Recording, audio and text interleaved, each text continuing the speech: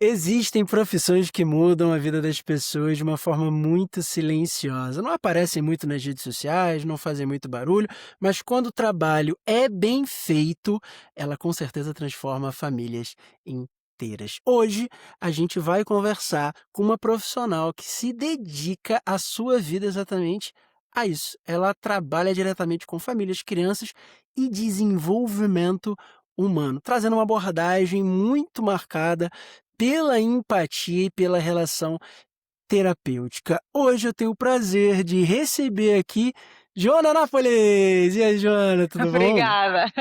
Tudo bem, obrigada. Boa noite. Antes de mais, obrigada pelo convite, Gabriel. É muito bom estar aqui e conseguir expor aqui um bocadinho quem é a Joana Faladora, não é? Ou Joana Nápoles, para os mais Exatamente. antigos. Esse nome Joana Faladora é bom demais. Bem, Joana, seja muito bem-vinda. Para quem Obrigada. ainda não te conhece, eu gostaria, primeiro de começar pelo final, né. Como em um ano a sua página do Instagram nasceu e já te elencou te posicionando como uma das terapeutas da fala mais bem posicionadas de Portugal? Me dá 3 passos para isso.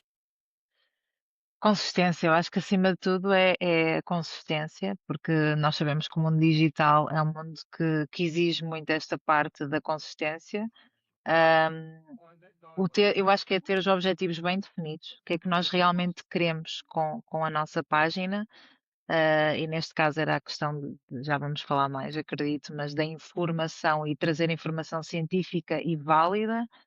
Portanto, os objetivos também acho que é algo que o ter sempre presente e voltarmos a realinhar com o nosso caminho é algo que eu acho que faz a diferença. E para além disto, eu acho que também é estarmos guiados pelas pessoas certas e pelas famílias certas e por gostarmos daquilo que fazemos. Portanto, eu acho que este é realmente o ingrediente base é gostarmos, sermos apaixonados por aquilo que fazemos. Daí também a rede social ser mais uma ferramenta que nos acresce e que nos permite chegar a mais famílias. Eu Maravilha, acho que é. maravilha. A gente começou pelo final, agora eu vou voltar para o início. Bem, Joana, o que te levou, antes da página profissional, antes das redes sociais, antes realmente da sua atuação profissional, o que levou você a escolher essa área? Isso sempre teve muito claro para você ou foi um caminho que foi se abrindo ao longo da tua jornada? Não, não foi todo um caminho claro. Não sou aquela pessoa que desde sempre disse que ia ser ou terapeuta da fala ou, aliás, longe disso.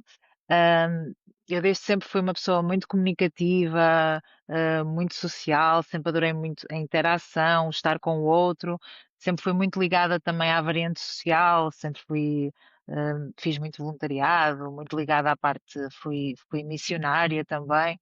Portanto, sempre estive muito ligada a estas áreas, mas quando fui para a faculdade, para mim era uma grande incógnita o que eu queria fazer para o resto da vida. Eu acho que isto é um peso muito grande para tomar uma decisão numa fase tão precoce, não é? Com 17 anos, eu acho que é muito precoce para decidirmos o que é que supostamente queremos fazer, não para toda a vida, provavelmente, mas durante uma grande parte da nossa vida.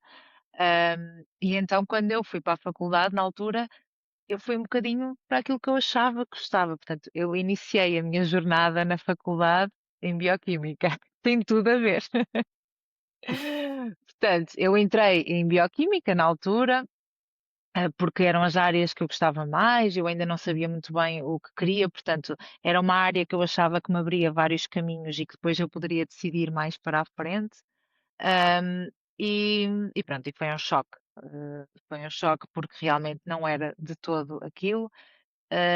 E isto começou a ser claro ao longo do primeiro ano, principalmente ao longo do primeiro semestre, até que eu tive um professor, que ainda hoje falo dele, que me marcou muito, não é? Em bioquímica nós somos imensos, não é? Na faculdade, deixamos de ser, não é? A Joana, não é? Que é filha não sei de quem, e passamos a ser mais um número do que o resto, não é? E tive um professor que me disse, de física, na altura tinha física, não é? Em laboratório, estávamos a fazer um projeto, ele virou-se para mim e eu já estava com dúvidas. Virou-se para mim e disse: O que é que a menina está aqui a fazer? A menina é da área da comunicação, claramente. Pronto, aquilo para uma miúda que acabou de entrar, que já tem dúvidas, foi socorro. Eu fiquei, não, tipo, como assim? Pronto, o que é certo é que até hoje guardo este professor porque realmente eu acho que precisava deste impacto, deste abanão para fazer uma tomada de decisão. Uh, porque eu era aquela miúda que, apesar de gostar de ser muito, de ver a faculdade muito além da parte académica, porque eu acho que a faculdade é uma experiência, uma experiência que também nos leva a networking, a experimentar outras Uhum. funções, não é? Fazer parte da academia, fazer amigos, pronto. Ahm, Naquela altura, eu sentia que aquele não estava a ser de todo o caminho certo, não é? Então, no momento em que ele me disse aquilo, foi claro que eu teria que mudar, e isto foi difícil porque eu sempre fui muito para além disto tudo que eu falei, era muito certinha, certinha no sentido em que levava muito a sério as notas, tinha muita dificuldade em lidar com a falha, portanto, trocar de área era claramente uma falha, no meu ver, na altura, obviamente, né? Que era desperdiçar um ano. Portanto, isto não acabou por aqui, portanto, eu na altura, no final do primeiro semestre, desisti, mas como não podia ficar parada porque era uma falha demasiado grande a assumir, eu fui para uma faculdade que me dava a possibilidade de ingressar noutro curso num segundo semestre. Na altura fui para psicomotricidade, já com a ideia de ter equivalências para uma área da saúde. Uhum. Pronto. Assim foi. Mudei de cidade e depois, no final do ano, decidi, obviamente, que não era aquilo e tomei a decisão de ir para a Bioquímica, para a mesma cidade onde eu estava anteriormente, e para a Bioquímica, para a terapia da fala. E pronto, e foi um caminho conturbado no primeiro ano. hum, e depois esta noção do que é que eu queria surgiu porque eu já começava a ter mais certeza que queria algo ligado à saúde, que me permitisse ajudar o outro, estar com o outro, pronto. Neste sentido de ter algo, eu sabia que a minha missão tinha a ver, que estava relacionada com ter impacto na vida do outro. Pronto.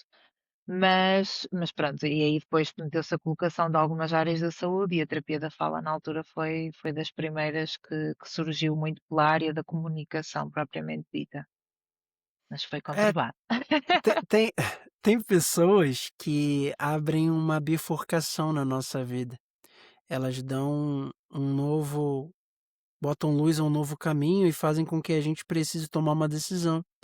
Dentro do que você sabia na época, você tinha uma decisão tomada e, enfim, você seguiu um caminho, mas bendito seja esse professor de física, né? Que olhou. E é engraçado, porque você, logo quando você começou a falar de si, você falou o que você fez. E você falou: não, eu fui missionária, eu fiz trabalho voluntário.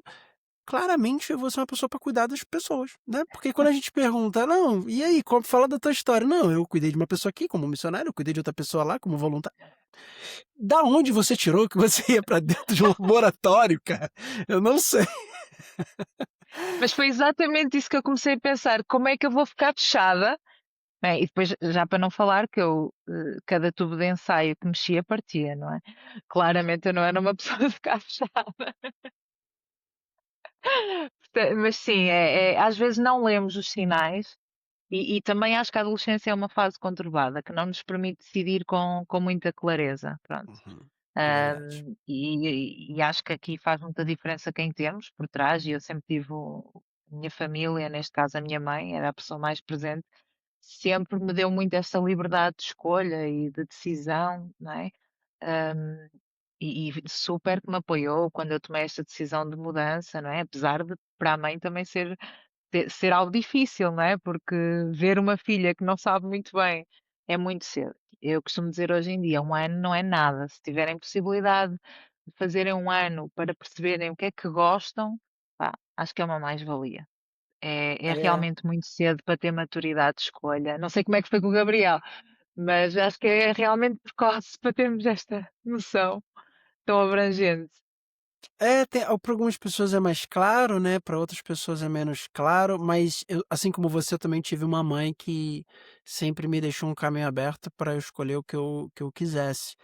E na época não é claro pra gente o que a gente deveria fazer. Quando a gente olha para trás, fica óbvio, né, mas na época a gente não sabe muito bem. Então, assim, hoje para mim, eu olhando para trás, tudo que eu fiz, tem a ver com comunicação, sempre, desde sempre. Eh, pois eu nasci para isso, para me comunicar. E para ajudar as pessoas a se comunicarem também. Mas hoje, sei lá, há um tempo já isso é claro, mas na época não era claro. A gente é muito focado, quando a gente é jovem, em fazer e não em ser.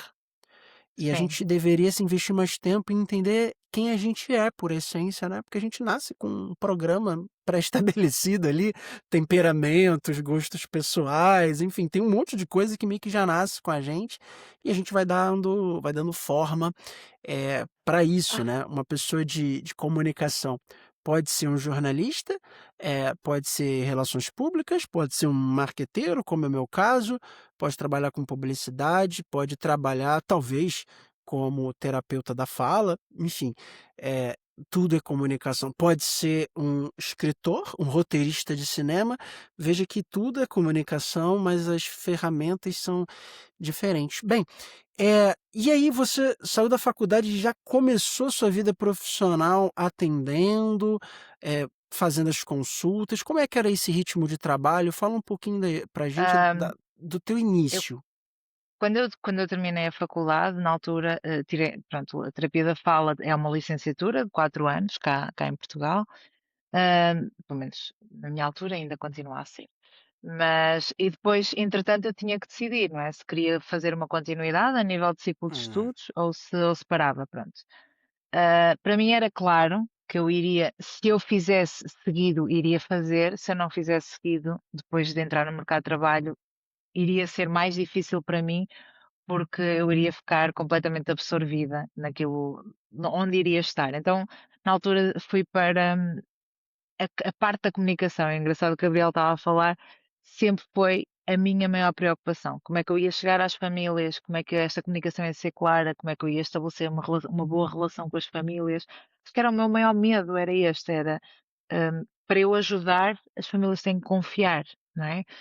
Então, na altura, fui para o mestrado em comunicação clínica na Faculdade de Medicina do Porto, aqui, que é um mestrado que abrange é mais na área da psicologia e abrange precisamente isto, né, que é a comunicação com as famílias, como é que isto é feito, o estabelecimento de uma relação empática, a preocupação com o outro, mais na parte do mental, como é que ela está, como é que ela se encontra. Então, eu adorei o meu mestrado. Na altura comecei já a fazer algumas coisas, fiz alguns cursos também já para dar formação, que sempre foi uma área que também me apaixonou. E comecei a dar alguma consulta também, já na altura, enquanto fazia o mestrado.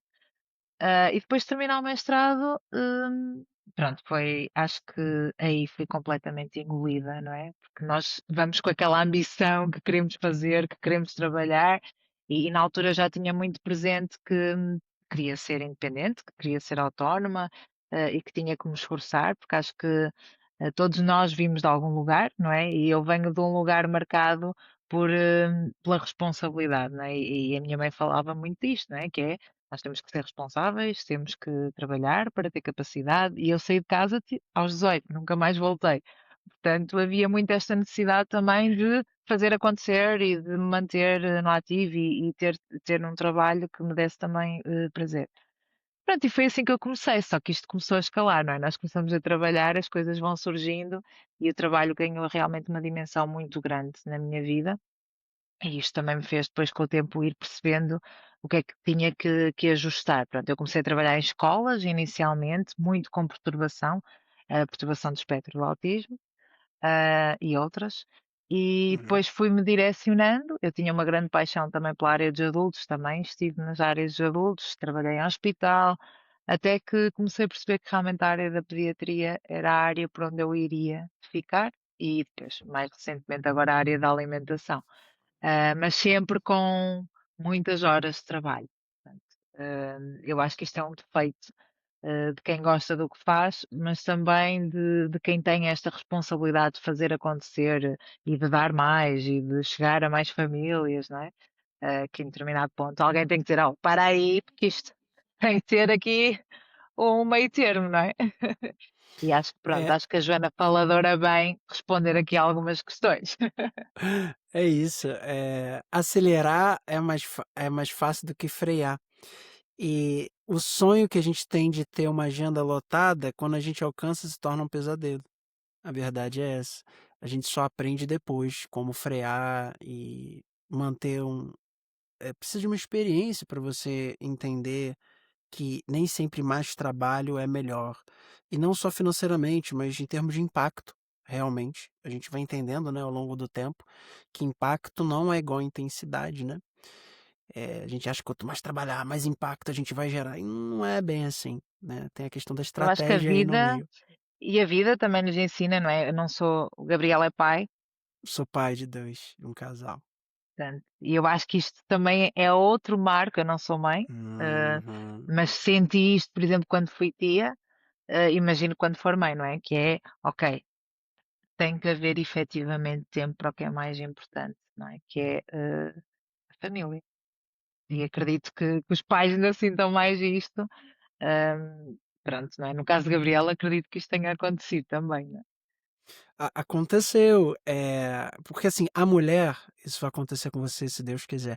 Quando você souber que você tá grávida, você morre e nasce outra mulher, nasce a mãe. Na hora. O pai, Sim. não. O pai recebe a notícia, fica feliz, ah, legal, tal, tá bom. Quando o pai pega a criança no colo, ali ele fala: "É de verdade isso mesmo, né, você é pai, né, Cai a você é ficha, não é? pai". Mas ele só vai aprendendo com o tempo, demora muito. Um homem é muito lento para entender que ele é pai, muito, muito, muito lento. A mulher, assim, é imediato. E no meu caso, como a gente estava falando antes, fora do ar aqui, eu tenho uma experiência no Brasil são fonoaudiólogas, né, que chama terapia da fala, né, terapeuta da fala. Porque, bem, eu tive um choque que veio com o diagnóstico, que na realidade foi um alívio, porque o problema chegou antes do diagnóstico. O meu filho é autista, né, o Noah. Eu tenho uma neurotípica, que é a Chloe, e tenho um autista, que é o Noah. E a gente entrou em choque. Então, o pai, que já era pai ali há 3 anos, ele se tornou não sei se um super pai, mas um pai 2.0, né, porque aumentou a Uma responsabilidade, o nova versão. desafio. Aumentou, né. E é assim, com certeza. Por isso, o que você faz na vida dos seus pacientes e ensinando outras pessoas também, ah, formando outras pessoas e formando os pais é extremamente importante, extremamente importante. A fala não é só sobre falar, né, é sobre comunicação, é sobre desenvolvimento, é sobre alimentação, é muito além, e a gente vai falar sobre isso. Mas eu queria Sim. antes te perguntar, a sua página profissional, ou seja, o seu Instagram, o seu posicionamento, foi um marco na sua vida, né. E você, tomou a decisão, de fazer algo diferente, sair um pouco da sua zona de conforto, vamos dizer assim, de trabalho, de paciente e tal, Sim. e começou a se comunicar, contar suas verdadeiras verdades para o mundo. Então, assim, como é que foi esse momento que te levou a tomar essa decisão? Hã, eu acho que foi um momento que demorou a acontecer, porque envolve uma mudança, não é? E isto acarreta todas as outras coisas, como eu estava a dizer antes de entrarmos no ar, não é? É uma bagagem que às vezes é um bocadinho difícil de nós percebermos como é que isto vai acontecer. Eu já tinha a ideia de ter uma página profissional, porque eu tinha vários pais que me perguntavam: "Joana, então, mas tem uma página profissional onde eu possa ver isso, ou para que eu possa encaminhar para alguém?" E isto começa a surgir mais a sério quando eu tenho uma amiga, uma grande amiga minha, que é a mãe da minha afilhada, que está fora, está no Luxemburgo, e ela começa-me a falar disto muito a sério, que é: "Joana, tu podias fazer alguma coisa, porque às vezes quero encaminhar para os meus utentes, porque eles precisam, porque realmente aqui não há terapeutas da fala e muitas em português precisam de aconselhamento e não existe. Faz, tipo, cria uma página para nós, para eu divulgar". E isto começa a surgir assim, não é? Que é: "Ok, então, vamos pensar nisto, não é? Mas vamos pensar, não é?" E depois isto dorme na almofada durante algum tempo, porque é uma imagem, depois eu fui-me informando como é que isto poderia acontecer, não é? Mesmo com marketing, com malta entendida no assunto, porque eu zero nessa área, não é? Agora já percebo, já sei algumas coisas, mas ainda é uma área difícil para mim de conhecer a 100%. Tenho uma equipa que me ajuda. E isto começa a surgir e a pôr em cima da mesa que é ok. Então, surgindo uma página, tem que ter uma cara associada, porque um serviço tão específico de uma única pessoa, para chegar a algum lado, tem que ter aqui uma cara. Para além disso, estamos a falar de um serviço que tem uma base na comunicação e na empatia. Como é que nós vamos expor isto sem ter a pessoa presente? Pronto, e aqui começa o desafio. Eu fui abordando algumas equipas, pensar, pronto, tive a primeira reunião e acho que depois foi um combinar de sinais, se assim quisermos fazer, porque eu já conhecia a pessoa, eu contactei com algumas pessoas, depois não me identifiquei. Entretanto, lembrei-me de uma pessoa que em tempos antigos da minha vida, eu tinha feito alguns workshops de teatro e de apresentação e ele tinha sido videógrafo. E encontrei no Instagram e decidi marcar a reunião. Pronto. E aí as coisas começaram a fazer sentido. Pronto. E avançámos, com medo, mas com objetivos. Pronto, eu acho que a página surge por todo este incentivo que eu tive por trás, mas muito por a necessidade de passar informação clara e científica, porque eu recebia muitos pais e recebo que vêm com informação completamente enviesada, que vêm com grandes padrões de culpa e com grandes mochilas muito carregadas de medos, de culpas, porque seguem ou porque seguiam por informação que aparece do nada e que muitas vezes não tem uma base científica. E isto no digital é muito importante, é nós falarmos com conhecimento de causa, principalmente nas áreas da saúde, porque nós não sabemos o impacto brutal que isto tem depois, principalmente em mães e em pais, não é? Pronto. Isso surgiu assim, pronto, isto começou a ganhar forma, começámos a delinear quais eram os objetivos, o que é que eu queria efetivamente para a página, e a base começa aqui, começa muito nisto, é informação clara para pais, informação científica para pais, os pais terem conhecimento sobre o desenvolvimento, sobre o que é comunicação, e também de divulgar a minha área, porque a terapia da fala, como o Gabriel disse, é muito associada, não é, a esta parte da fala, mas o nosso nome está muito mal aplicado, porque nós realmente temos aqui uma visão muito mais geral que isto, não é? E quando eu começo a fazer formação e especialização na área da alimentação, da neonatologia, da amamentação, isto começa a ser uma necessidade, porque é uma área ainda muito desconhecida, é uma área que não é tão divulgada, e a página começa a surgir neste sentido, desta informação clara e também de começar a chegar a mais famílias, ah, numa base de consulta direta, mas também com o objetivo de formação, que é uma área que eu adoro e que a página também me abriu este caminho. Pronto, na área de dar formação e de fazer aqui um acompanhamento ao nível do desenvolvimento. Ah, e foi crescendo, e acho que o facto de ter começado a crescer e terem existido aqui alguns marcos, isto começa a mudar a minha vida, não é? No sentido em que acresce uma responsabilidade, acresce também a necessidade de fazer melhor e um compromisso para com aqueles que estão do lado de lá, né? Uh, e começa a acontecer. Acho que é um bocadinho isto.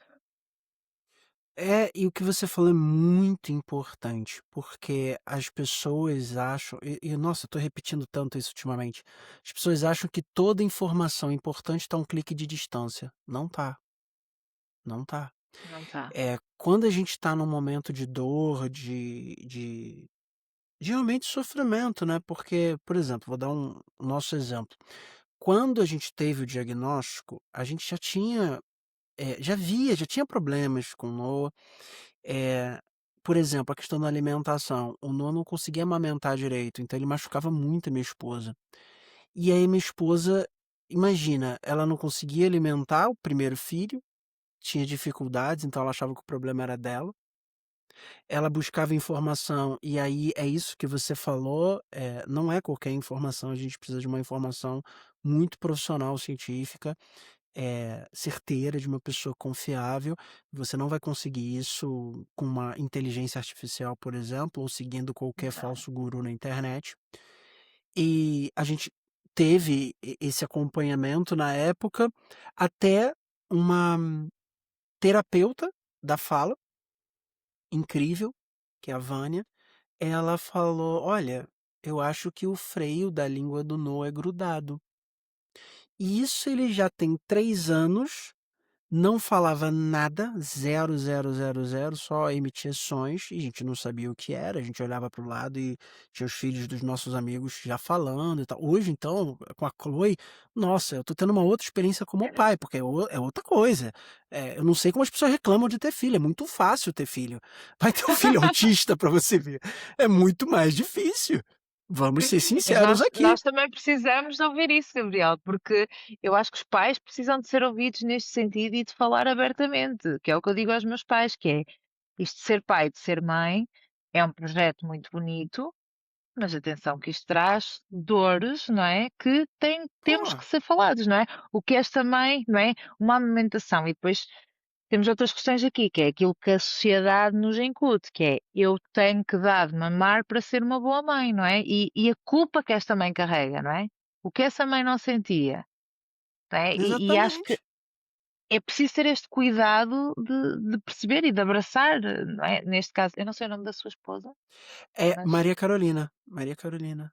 abraçar, neste caso, a Maria Carolina, no sentido de a tranquilizar, não é? Que tirar-lhe esta mochila pesada, que depois não a deixa estar efetivamente como mãe, não é? Mas é muito difícil, Joana, porque é uma coisa tanto da mulher, e eu estava ali o tempo todo apoiando, e não, vamos pra frente e tal. Tanto é que o diagnóstico foi para mim, eu fiquei 5 minutos assim, impactado, e depois a minha reação é: vai ficar tudo bem, a gente vai dar um jeito, a gente vai dar o melhor que a gente puder pra ele, a nossa família vai ser uma família incrível, e é isso, e vamos pra frente. Para mim o diagnóstico foi bom. Porque eu sabia que eu tinha uma jornada para trilhar. Beleza, Bom, eu vou me informar aqui, eu vou ver os melhores profissionais, eu vou dar o melhor pro meu filho. A minha esposa ficou 2 dias sem dormir, literalmente 2 dias sem dormir, pesquisando e vendo. Então, a mãe, mesmo que tenha um marido do lado apoiando, a gente consegue diminuir um pouco, mas mãe é mãe. Não tem é como a gente difícil, não é? sofrer. Eu vou te falar, eu gostaria de ter sofrido por ela o que ela sofreu, mas não dá. Então, a Mas parabéns, importância. Gabriel, por isso, porque este é o posicionamento que nós devíamos ter de todos os pais, não é? Que é Uhum, o estar presente. Eu uhum, abordo muito isto em consulta, apesar da mãe, não é? Como o Gabriel diz, é principalmente, não é? Sente estes 9 meses, não é? Como efetivamente já é mãe, não é? Hum, todo o processo para a mãe tem sempre uma parte, porque também há outra parte que fala, que é a parte hormonal, não é? Nós esquecemos disto, esta parte é muito importante. Portanto, ter alguém que, é como o Gabriel diz, pode não resolver a situação, mas efetivamente faz muita diferença. Sentir que existe do outro lado um pai, não é? Não é só um sim, companheiro, é um pai, não é? Porque se este projeto, eu uso imensas vezes isto na instrução, que é este projeto é muito giro, né? Esta criança é espetacular, porque existia um projeto incrível antes, não é? E este projeto incrível de antes, que são os pais, também tem que continuar a ser cuidado. E isto acontece quando temos pais também com esta consciência, não é? Isso é extremamente importante e parabéns por isso, porque não deveriam ser dados parabéns, porque isto devia ser efetivamente a norma, mas uhum. infelizmente acho que ainda tem que ser muito valorizado. Sim, a gente tem eu não sei aqui em Portugal os números, mas no Brasil é um número altíssimo de alienação parental pós-diagnóstico. A gente tem muito isso no Brasil, Muito, provavelmente aqui muito. também deve ter também. Eu tenho muitos Eh pais que não aceitam diagnóstico hoje em dia e que sabem que existe, mas não querem assumir, ou seja, não querem ter o nome escrito, não querem passar esta informação para escolas. Hum, eu muitas vezes digo, em determinada fase, isto pode não ser relevante, no sentido em que eu não preciso de rótulos para trabalhar. Também preciso saber o que é que eu tenho que trabalhar a nível de janelas de oportunidade. E isto é o mais importante, é o que guia a nossa intervenção, é o que guia o nosso caminho, mas há alturas em que isto é importante para a criança.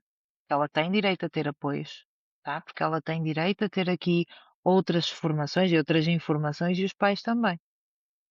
Portanto, mas sim, há muito essa questão dos pais numa fase inicial eh, não conseguirem lidar com. E não censuro porque também não têm a ajuda que deveriam, não é? Que é Eu acho que nós devíamos ter um acompanhamento mais estreito destes pais quando saem da consulta com diagnóstico. Isto não é É fácil de verdade, gerir, não é? é verdade, é verdade. E a sua forma de trabalhar, o que você julga importante na anamnese, numa leitura da família? Você fala sobre construir uma relação terapêutica empática, né, o seu trabalho vai muito pela empatia, pela humanidade. Aham. Então, fala para quem está assistindo como são as etapas do seu trabalho e como a sua forma impacta no resultado final. Ok. Eu acho que a grande base inicial, eu baseio muito e falo muito da relação empática, porque realmente, se eu não estabelecer uma relação, não é? Se eu chegasse aqui com o Gabriel, até não tivéssemos alguma sintonia, esta conversa não iria fluir da mesma forma, não é? Vamos imaginar isto quando os pais põem o bem mais precioso na mão de alguém, não é? Portanto, por isso é que eu acredito muito que a anamnese, ou seja, uma primeira consulta, é sempre uma consulta onde eu demoro muito mais tempo, porque eu acho que efetivamente é muito importante nós sabermos a história desta família, sentirmos percebermos, não conseguimos pôr, e eu não acredito muito na frase de, não sei se usa assim no Brasil, não é? Mas cá fala-se muito da empatia como calçar os sapatos do outro, tá? Eu não acredito que a empatia seja isto, até porque eu não consigo efetivamente calçar os sapatos do Gabriel, porque eu não tenho e não convivo com um filho autista. Eu consigo ouvir as dores do Gabriel e consigo tentar perceber como é que eu posso ajudar. E o que é que e ser empática com, que é, ok, ser boa ouvinte, escutar, passar para o lado lá, perceber o que é mais importante de voltar a partilhar comigo, não é? Ser atenta a estes sinais, e isto é o que permite estabelecer uma relação de confiança, não é? Uma relação de empatia, de sentir que o outro está ali para resolver comigo. Por isso é que eu digo muitas vezes: eu não sei o que tu estás a passar, eu posso imaginar e posso tentar pôr-me no teu lugar como espectador, porque não consigo passar pelo mesmo. Mas eu acho que efetivamente esta é a base do que vai seguir para a frente. É eu retirar uma boa história, perceber como é que surge aquela criança? Quais eram as expectativas destes pais? Como é que surge? Surge da vontade, né? Temos pais completamente diferentes quando fazem processo de inseminação artificial e pais que Uhum. têm filhos porque vêm sem haver um planeamento, tá? É importante nós percebermos isto. Percebermos também qual é a forma que temos que falar para chegar a estes pais, não é? Eu posso ter pais que a maternidade e a paternidade não é assim uma coisa tão fantástica. E não pode haver julgamento nisto, não é? Eu acho que a primeira consulta serve muito para isto, para estes pais perceberem que têm ali alguém para ajudar, apoiar, estar no caminho e caminhar com eles sem julgamento. E a primeira consulta baseia-se muito nisto, não é? Que é fazer a história desta criança, não é? E destes pais, e de toda a família que está à volta, perceber todo o contexto, porque o terapeuta da fala não atua só na sessão, não é? Atua na escola, atua com o médico, Uhum. ou seja, esta necessidade de tocar todos os pontos da equipa, não é? Falar com o pediatra, falar com o otorrino, falar com a escola, falar com o professor de natação. Isto é essencial, porque o trabalho que eu vou desenvolver, principalmente se for ao nível da comunicação, é transversal aos vários contextos. Não é? Eu vou querer que as estratégias que eu uso sejam usadas nestes contextos todos, porque uma vez por semana não vai haver milagres, não é? Isso Portanto, é este muito ensinar importante. Isso é muito importante. muito. Desculpa te interromper, Joana, porque Não, tranquilo. para você que está aqui assistindo a gente agora e está gostando desse bate-papo, curte e compartilha no grupo de WhatsApp de pessoas que podem eh, ter um alívio com o que a Joana está falando aqui e obviamente se faz sentido para você, se inscreve no canal. Mas o que a Joana está falando aqui é o seguinte, tá? Nem todo eu vou contra agora um pouco os profissionais que eu conheço pelo menos. Nem todos os profissionais que eu conheço no Brasil, são assim. E quando a gente encontrou profissionais como a Joana está descrevendo aqui, isso é outro patamar, assim, é outro nível de profissional. O profissional que se coloca como um líder de um time de pessoas que fazem intervenção nessa criança. Pessoas que têm contato com essa criança. A família tem que ser treinada. Exato, é Ela isso. tem que entender como a escola está lidando com essa criança e ir na escola às vezes. As terapeutas do novo faziam isso. Mas não é Tem que qualquer um que acontecer. faz isso. E o resultado é muito melhor quando isso acontece. Então você que está ouvindo aqui a Juna falar, presta atenção. Você precisa de uma terapeuta da fala que se entenda como uma líder de equipa, que ela possa falar com todos os agentes que vão aumentar aquele desenvolvimento infantil. Isso é fundamental, não é, Jona? Sim, e eu acho que é fundamental todos os profissionais terem este mindset, né? Que é, eu ainda este fim de semana estive num congresso no Algarve e falava sobre isto na palestra, que era, é importante isto ser a norma. É importante o pediatra saber que ele tem terapia da fala e tentar articular com a terapeuta da fala. É importante, sei lá, o educador saber e tentar articular. E eu muitas vezes, acho que das primeiras coisas que digo é: olha, eu trabalho de uma forma muito informal, digo isto aos pais. Tenho o meu número de WhatsApp, vamos criar um grupo, vamos pôr todos os profissionais lá, vamos articulando, toda a informação fica lá, vamos partilhando estratégias, porque é isto que faz a diferença, porque a criança é diferente em todos os contextos, mas todos os contextos têm que estar adaptados às necessidades dela, não é? E na terapia ele está uma vez por semana, não é? Em casa está a toda a hora, na creche ou no infantário, na escola está a toda a hora. E esta parte é mesmo, eu acho que isto é o sucesso da intervenção, muito sinceramente. É a reunião de todos os profissionais, o trabalho em equipa e haver uma passagem de estratégias efetivas que são usadas em todos os contextos. Por isso é que eu falo muito nesta questão da formação, não é? E eu dou formação para educadores, que é os educadores estarem atentos quais são alguns sinais de alerta, e os sinais de alerta que são importantes. E mesmo que quando têm miúdos não é? Têm miúdos que são acompanhados, sinais é que eles veem já no acompanhamento que depois são importantes de compartilhar com os terapeutas que os seguem, com os pediatras. E isto tem que ser falado abertamente, porque nós não temos esta abertura de todos os profissionais, pronto. E acho que já começamos a ter mais abertura, está bem? Da parte da educação acho que já há uma maior abertura, da parte da equipa médica eu acho que estamos a começar a ter também esta abertura, mas é importante falar sobre isto abertamente, não é? Mas que é importante ter esta abertura, não é? Esta necessidade de partilhar o caso entre todos. Eu acho que isto é uma das grandes bases do sucesso da intervenção. E é o que também me faz acreditar na minha intervenção. Você tocou num tema muito importante. Além dessa equipa, esse time, né? Quanto mais cedo a criança foi impactada por um bom profissional, melhor vai ser o desenvolvimento dela. Eu vejo isso muito no Noah. O Noah tinha várias terapias, ele fazia 12 terapias por semana. Era muito intenso, era muita coisa. Mas hoje o Noah está com 11 anos e está aprendendo a ler. Ele já começa, ele já fala, a gente está desenvolvendo a desenvoltura, né, dele na fala, mas ele já fala, ele era não verbal e ele está aprendendo a ler e escrever. Já lê, já escreve, tá ganhando agora naturalidade, né, vamos dizer assim. E fez total diferença ser rápido, né? Os Os estudos e a médicos intervenção precoce é. faz muita diferença. Então, você não espera que está assistindo a gente, você achar que tem alguma coisa de errado, ou um problema realmente acontecer.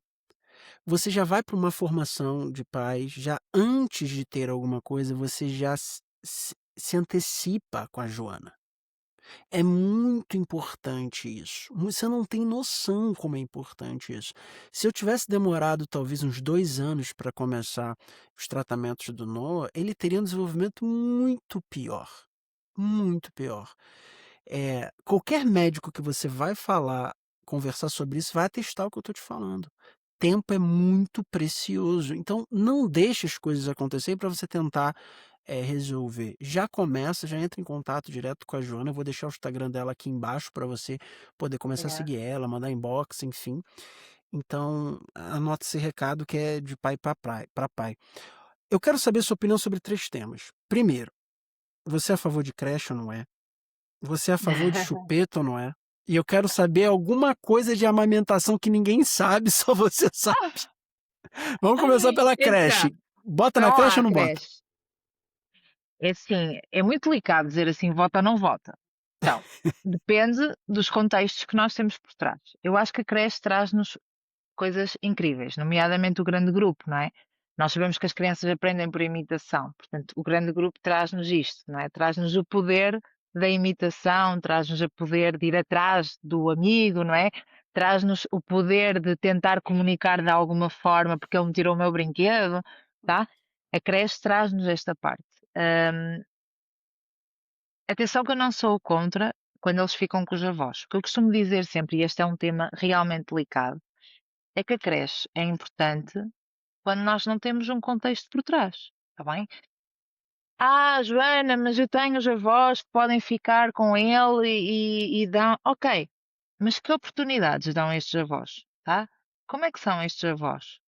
E atenção, que nós antigamente tínhamos avós muito diferentes dos de hoje em dia, tá? E eu tenho miúdos que estão com os avós e que têm desenvolvimentos incríveis, desde que seja sempre assegurada esta parte, não é? Por isso, a retaguarda que nós temos é o que define aqui se a creche é boa ou não é boa numa determinada idade, tá? Eu acho que a partir de uma determinada altura, a creche é imperativa no sentido em que nos traz o grande grupo, o desafio, a necessidade de desenrasque, a necessidade de adaptação, não é? Todas estas coisas. Mas quando temos isto até uma idade, não é? Porque fala-se muito do permanecer com a família até aos dois, não é? Por causa destas questões de vinculação. Quando há uma retaguarda que nos permite isto e que na mesma altura conseguimos ter oportunidades de interação, oportunidades de contacto com pares e com adultos, tá? Ou seja, se é uma criança que vai muito ao parque, os avós são muito dinâmicos, fazem muitas atividades, potenciam esta interação, tem muitos primos, tem muitos amigos, tem filhos de amigos. Ok, nós estamos a potenciar e estamos a dar as oportunidades que são necessárias, porque anteriormente falávamos de uma coisa muito importante, que é a janela de oportunidade. E cada marco do desenvolvimento tem uma janela de oportunidade. Não é uma taxa fixa, não é um número fixo, mas é uma janela de oportunidade que tem um timing, não é? E eu acho que a creche entra aqui, chega a uma altura que efetivamente o grande grupo é importante. A aprendizagem em grupo, a regra, o limite, isto são fatores muito importantes, porque atenção, eu também tenho formação em parentalidade consciente, não é permissiva, é consciente, tá? Que é a regra e o limite é muito importante para as crianças se sentirem seguras. Muito importante. Uma criança precisa de saber o que é que vai acontecer a seguir, ou precisa de saber que aquilo não é seguro. Isto acontece com regras, com limites, com rotinas. Portanto, a regra não é uma coisa má, tá? Os limites não são coisas más, são coisas positivas e que organizam as nossas crianças. E na creche, isto acontece de uma forma regular, com uma rotina que é organizada, que é sempre igual, e isto dá segurança à criança. Portanto, a creche tem muitos benefícios. Temos de ter sempre em conta a retaguarda que existe por trás. Uma coisa não substitui a outra, tá? Se eu tenho uma creche, eu vou precisar na mesma de uma retaguarda que vá com a criança ao parque, que tenha brincadeira, que tenha o mimo dos avós, tá? E se eu tenho nos avós, eu preciso na mesma, da interação, da oportunidade. Portanto, uma não substitui a outra. Nós temos é que pensar nas fases. E o que é que existe? Quais são as oportunidades que existem e a retaguarda que existe? Portanto, a creche é discutível. Sim, sou a favor da creche, tá? Sou a favor também de uma boa retaguarda e de um meio termo. Quando é que isto passa a ir? Quando é que a criança realmente pode começar a ir para um grande grupo e já sente esta necessidade? Porque depois as próprias crianças também já demonstram que necessitam de mais, não é? De mais interação, de mais partilha com pares. Elas são um guia. Se nós observarmos e lermos, elas são um guia. Elas dizem-nos. Portanto, creche está, check, certo? Check. Agora, eu tenho visto muito poucas crianças com chupeta, tá? Aqui em Portugal, principalmente. É algo que eu agora parei pra pensar, cara, eu não tenho visto muita criança com chupeta, não. Tá saindo de moda a chupeta ou chupeta é um inimigo? Qual a tua opinião da chupeta? E assim, não acho que seja um inimigo, e eu sou terapeuta da fala, tá? Mas eu vou dizer isto na mesma. E eu digo, esta é uma opinião pública. Eu não sou contra a chupeta, está bem? A chupeta é uma forma das nossas crianças muitas vezes se regularem. Enquanto que nós Hum. adultos, não é? E nesta apresentação, o Gabriel disse assim no início: Joana, atenção a mexer, atenção às mãos. O que é que eu faço? A apresentação toda? Mexo e toco. É uma forma de eu me regular. Eu sou adulta, consigo medir, não é? Consigo evitar, não fazer tanto, não é? Mas nós temos fatores de regulação, não é? Nós batemos o pé, nós fazemos com a caneta, nós mexemos no anel. Os nossos bebés não, tá? E a chupeta é um fator regulador, muitas vezes, e uma necessidade para eles. Mas a chupeta também tem um timing, e é isto que é importante, não é? Quando é dada a chupeta e a criança fica com a chupeta, quando há uma necessidade da colocação da chupeta, ok. Depois temos de ter presente é que há um marco e há uma altura para retirar a chupeta em que esta começa a ter uma grande desvantagem a nível da nossa estrutura orofacial e do nosso desenvolvimento. Portanto, a retirada da chupeta deve acontecer entre o ano e meio e os dois, está bem? Hum. Para não ter um impacto negativo no desenvolvimento da nossa fase, da comunicação, da linguagem, tá?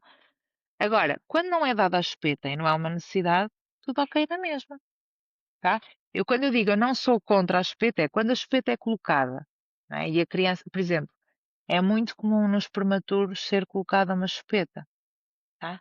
Ok, eles não têm outra forma de se regular e há uma grande necessidade disto. Portanto, nós não vamos pôr um bebê em maior stress, principalmente um prematuro ou uma criança que nasce com alguma questão. Muitas vezes isto é o que o permite regular-se, está bem? E ter menos fator de stress, que é o que permite depois o desenvolvimento, numa fase tão inicial e traumática, não é? Porque nascer, eu não sei se já pensaram sobre isto, mas é difícil para os pais, mas imagina uma criança que tem tudo dado e de um momento para o outro sai cá para fora e tem que aprender tudo de uma vez só. Isto metam-se no papel do bebê, como eu costumo dizer muitas vezes, não é? Portanto, a chupeta é algo que pode ser efetivamente positivo. Não sou contra a chupeta, acho que temos de ter presente a altura da retirada da chupeta, para não ter aqui um impacto negativo. E também informarmos sobre a chupeta que vamos dar aos nossos bebés, está bem? Porque antigamente nós usávamos aquelas chupetões, né? Aquelas mesmo incríveis, que faziam mesmo bem à boca. Agora já sabemos que há chupetas ortodônticas. Mas eu não vejo essas crianças, Gabriela. Eu vejo muita criança com chupeta e aí É, sim fico indignada, que são crianças com mais de 2 anos e mais de três, não é? é. Com a chupeta de uma consistência muito grande. Isso aí já fico nervosa, confesso. Até os dois. Fico só impressionada porque aqueles pais tiveram consciência que às vezes pode ser uma coisa importante. É interessante Portanto, esse ponto que você trouxe da regulação, nunca tinha ouvido isso e faz muito sentido. E agora eu quero saber da amamentação. O que que as mães não sabem sobre a amamentação que você gostaria que todas elas soubessem?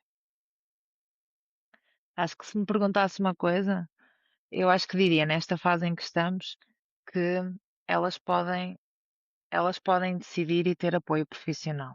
Porque eu acho que nós passamos numa fase em que há muita pressão na amamentação e, sem dúvida, a amamentação é das melhores coisas para o bebê e para a mãe. Já há alturas em que estas mães sofrem realmente demasiado e acho que têm que ter consciência que depois de procurar os profissionais, depois de ter acompanhamento, depois de tentar todas as formas e se isto não for possível, não são más mães por isto. Eu acho que isto é muito importante elas ouvirem, está bem? Acho que é mesmo importante porque eu tenho mães que me vêm com um grande sentimento de culpa por não ter dado mamar ou por ter deixado. Quando fizeram, eu tive uma mãe que uma altura me chegou, tinha feito 3 mastites, 4 entupimentos de ducto e não pegava no bebê há um mês porque não conseguia com as dores, Meu Deus. tá? E eu via de toda a gente que tinha que continuar a tentar. Mas também estava em sofrimento, precisava de ser ouvida e que alguém lhe dissesse: está tudo bem se a sua decisão for. Depois de tudo isto, está tudo bem. Tá? Procurou ajuda, vamos tentar. E se não der, vamos pôr um limite. Sobre a amamentação, o que é que toda a gente deve saber? Que é o primeiro treino que nós temos para a nossa musculatura orofacial, portanto, a sucção é o primeiro Uhum. ginásio para nós fortalecermos os nossos músculos, portanto, é muito importante. E quando digo quando não é possível na mama, está bem, temos o biberon que também pode muitas vezes fazer este trabalho e há outras formas também de estimular. Ahm, e temos que estar atentos à nossa mamada, porque muitas vezes há sinais que nós não sabemos e que podem ser motivo de alerta, não é? O facto de mamarmos e ter a mãe ter dor, ouvir estalido, haver refluxo, tá? Isto pode ser sinal que o bebê tem que ser avaliado, porque pode haver aqui alguma questão funcional, não é? A nível das estruturas, o freio curto, ou ter pouca força a nível da bochecha e dos lábios, e isto vai causar um desconforto e uma dificuldade tanto na mãe como no bebê. E eu digo muito que o bebé nesta fase é uma esponja, tá? É tudo o que a mãe sente, ele vai sentir.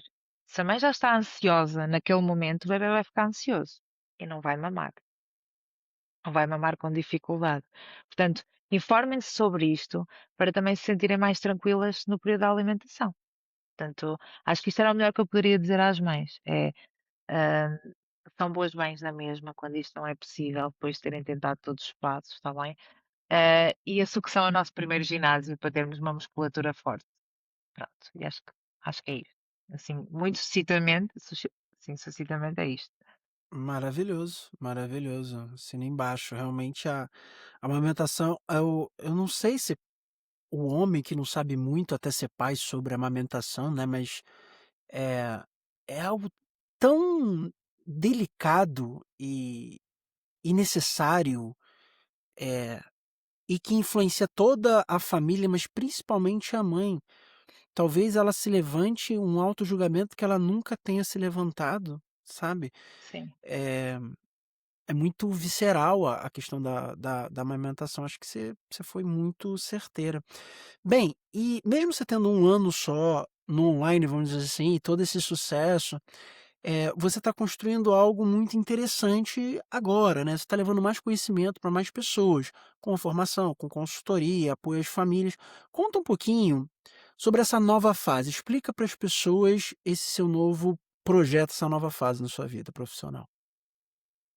Então, a consulta direta sempre foi a maioria da minha vida e a formação começa a surgir pelos sítios onde eu trabalhava, não é? E onde trabalho, como uma necessidade e depois como um gosto, porque efetivamente é uma coisa que me dá muito prazer. Porque estou com muitas famílias, porque sinto que consigo chegar a elas numa fase também muito precoce. E eu acredito muito na intervenção precoce, está bem? Eu acredito efetivamente muito, faz muita diferença começarmos numa fase muito precoce e que altera mesmo o guião e o caminho daquela criança, tá? Principalmente em questões quando há patologia. E acredito muito na prevenção. Acredito que pais que são informados, que fazem formação, vão ter um background muito maior depois quando começamos a atingir marcos de desenvolvimento. E, e eu digo muitas vezes isto, que é, eu prefiro que eles venham para mim uma vez e façam esta consulta, que depois passa a consultoria no sentido de saberem marcos, desenvolvimento, perceberem quais são as estratégias a usar em cada marco, o que é essencial na comunicação e na alimentação em cada idade, né? E isto depois faz com que estes miúdos sejam estimulados da forma correta, que isto seja inserido no dia a dia deles, nas rotinas deles, sem ser visto como trabalho, e mais tarde eles não me chegam, porque efetivamente tiveram os pais atentos em que no dia a dia isto podia ser trabalhado. Portanto, esta nova fase vem muito por aqui, vem muito da formação, que começa a ser uma grande paixão que eu tenho, porque sinto que chego também a muitas famílias, a muitos profissionais, e isto tudo despoleta uma intervenção mais precoce e uma prevenção muito grande.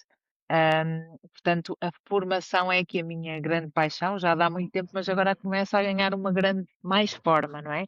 Esta comunicação sobre o desenvolvimento, a comunicação sobre a alimentação e a relação da alimentação com a fala e com a comunicação, começa a ser uma grande paixão, que é de formar pessoas e de falar para grandes públicos neste sentido, de eles serem pessoas mais informadas, e com maior informação para partilhar, porque isto depois também é a disseminação, não é? Daquilo que nós aprendemos e começa a ser partilhado entre pais. Portanto, eu acho que isto começa a crescer também com a página, a questão da formação e da consultoria, que ao fim e ao cabo acontece na ideia inicial que eu falei, não é? Quando eu disse que tinha esta amiga no Luxemburgo, que a base começava por aqui, não é? Acompanhar famílias, que neste momento acompanho várias famílias de outros países, não é? Neste sentido da consultoria, de falar sobre o desenvolvimento, de informar, de tornar pais mais atentos, mais conscientes. Portanto, eu acho que a página também me permite ter este alcance de chegar mais longe neste sentido, não é? Permite-nos também o online a nível de formação. Outra coisa que tenho feito muito e que faz toda a diferença, e eu acho que também é inovador, é dar formações para famílias, não é? Por exemplo, o Gabriel tem a família e está toda cá, não é? A Joana, eu gostava de ter uma formação em casa em que abordasse os temas da comunicação e da alimentação, não é? Então eu vou a casa e dou uma formação para toda a família e para todos os elementos que o Gabriel quiser, não é? Sobre isto. Portanto, Aham. ou seja, uma formação mais intimista e que toca todos os intervenientes da criança. E isto é algo que eu acho que é diferenciador e que também tem feito a diferença em algumas famílias.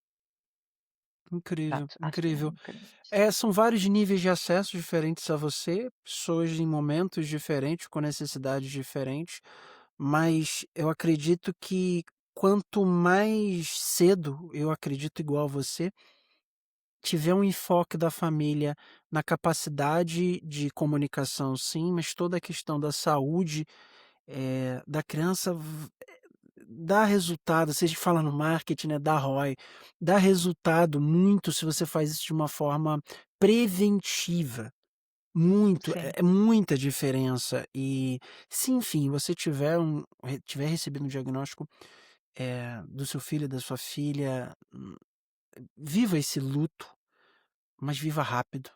Dê um deadline para você viver esse luto. O luto você não escolheu, mas você pode escolher o tempo que esse luto vai ter. E já bota a tua energia em oferecer o melhor, para o seu filho, para sua filha. Busca a Joana. Joana, a gente está caminhando para o final. Foi um prazer esse obrigada. bate-papo aqui. E eu queria que você, para finalizar, deixasse um recado.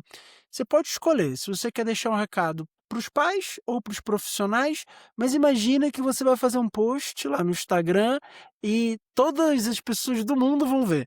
Então escolhe, ou vai Ok. ser um post para a família, para os pais ou para os profissionais e agora é com você. Então eu escolho uma que eu acho que abrange todos, que é a relação e a prevenção é a base do desenvolvimento. E isto nós conseguimos combater através da procura de profissionais que são capazes de nos ajudar. Portanto, a capacitação é a base. Eu acho que esta é a grande mensagem. É tanto para profissionais, porque podem fazer mais, podem fazer melhor, podem criar relações mais autênticas, porque estarem atentos também é uma forma de conseguirem estar mais próximos dos vossos pais, e para os pais no sentido de prevenção. Né? E o luto, o Gabriel dizia uma coisa que eu acho que é importante, é o luto não precisa de ser vivido sozinho. E Uhum. nós, profissionais, também temos esse papel. O caminho também faz parte da nossa função estar nesse caminho. Não é? Conseguir entender para onde é que temos que vos encaminhar, o que é que pode fazer sentido para cada família em determinada fase. É muito mais fácil quando é partilhado.